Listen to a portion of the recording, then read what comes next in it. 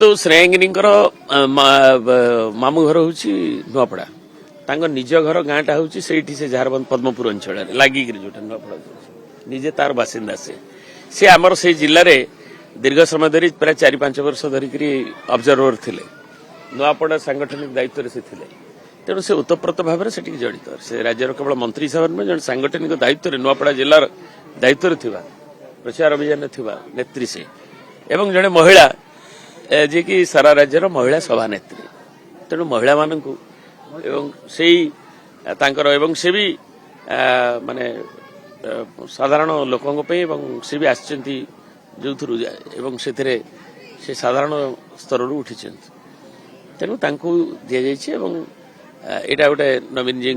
महिला माने एवं से माने भी तांकर संतोष प्रकाश करुछंती